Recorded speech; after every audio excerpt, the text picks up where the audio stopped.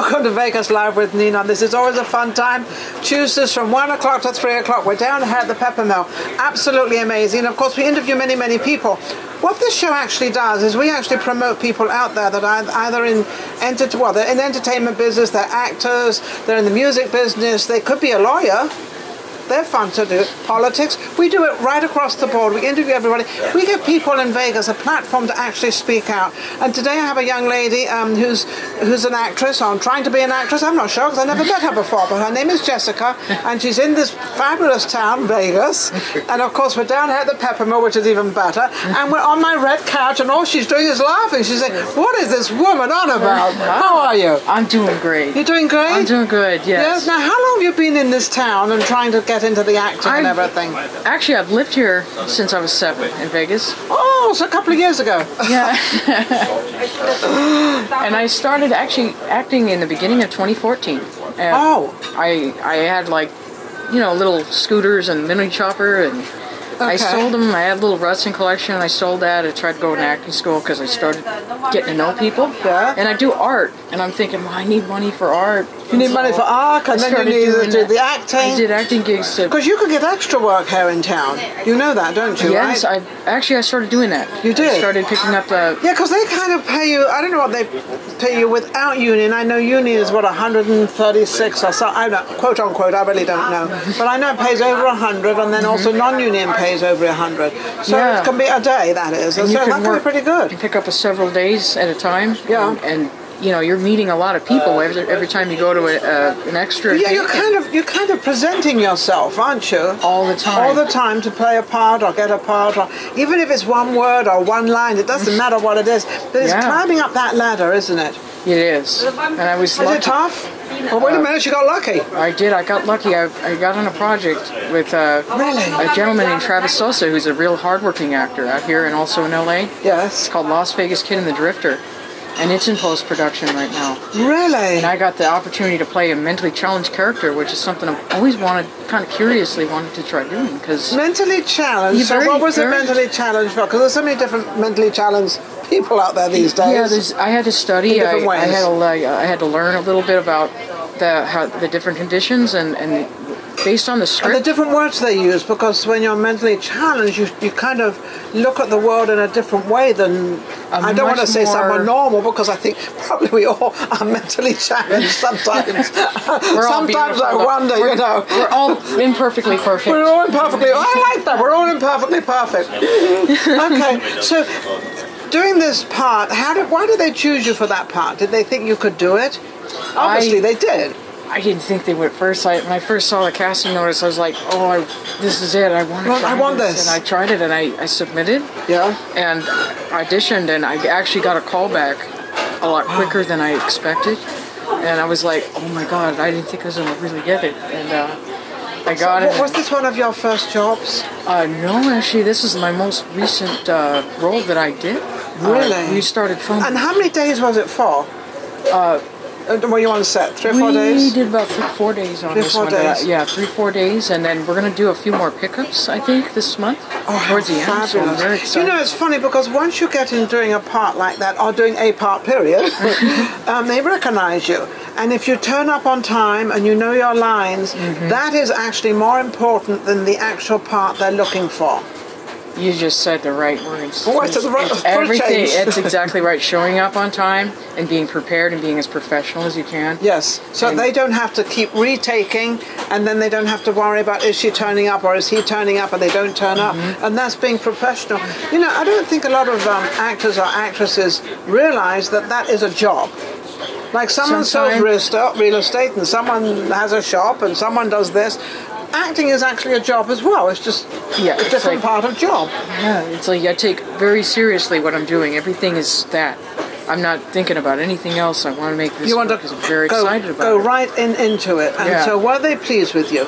I hope so. How do you find that? I was going to say, because I want to see it. I haven't seen any cuts of it yet. You haven't seen any of your takes or anything? On this one, I haven't yet, and I'm really hoping. I can't wait. I saw, we did a couple little rehearsal takes where me and Travis were rehearsing our parts, our little scenes. Yes. And I really kind of liked watching it. like you kind of watching what you were doing, and how you were doing it. I was nervous at first, and then as I started watching it more, I was like, wow, this is pretty cool that I can do.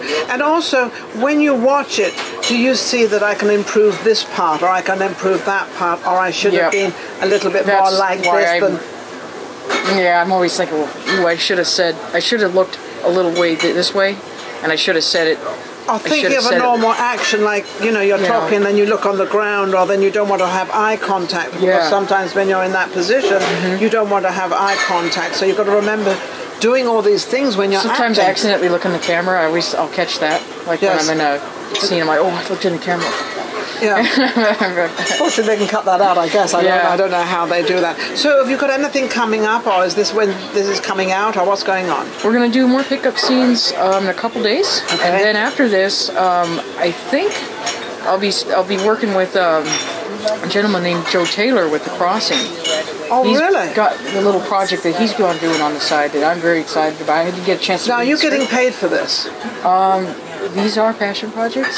Passion products at the moment. Yeah, because the scripts and a lot of these types of projects are just so much more tantalizing. And they probably go to a film festival and something like that. They are going to go to a film, because I know a lot of them do that. Yeah, this one's going to go to a lot of film festivals. Of the film festivals. Yeah. And then you get known and everything else. But I guess when you're kind of going into the business, you have to kind of do these spots to let people know. But the extra parts, you get paid for that, though. Yeah. And I enjoy doing that, too, because you never know when you walk into that set what's going to happen, who's going to walk through the door. And they just might like your look.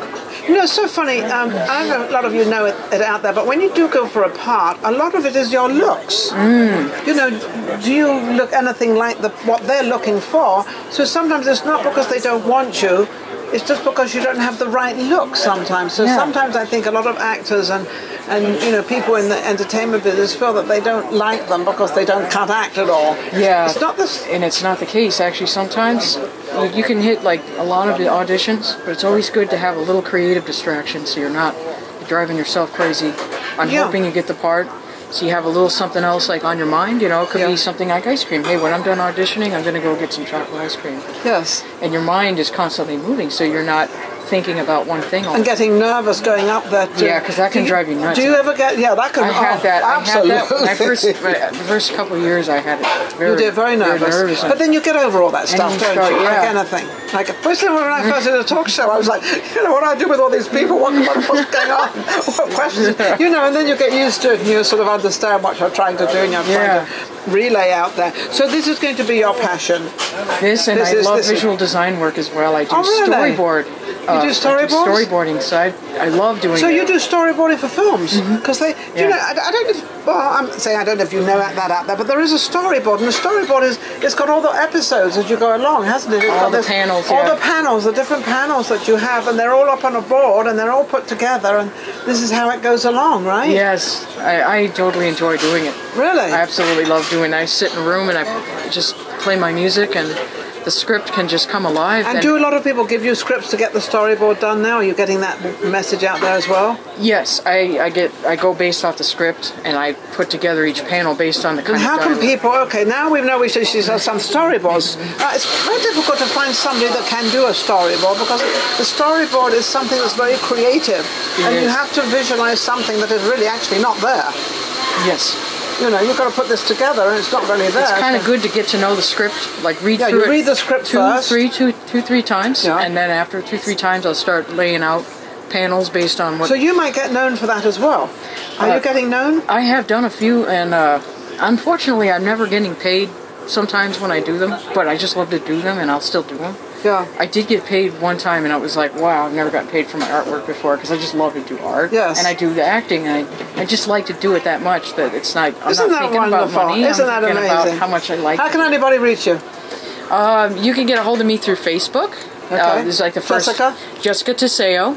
I also go by Jess T, Jesstea, and I have a pretty basic profile, but what more do you need? It works. Good luck, Jessica. Amazing. Lovely having you on the show. Absolutely. So she can now use this little interview. She can now put that on her Facebook, and everybody's going to hire her. We'll be right back. Vegas Live with Ninon.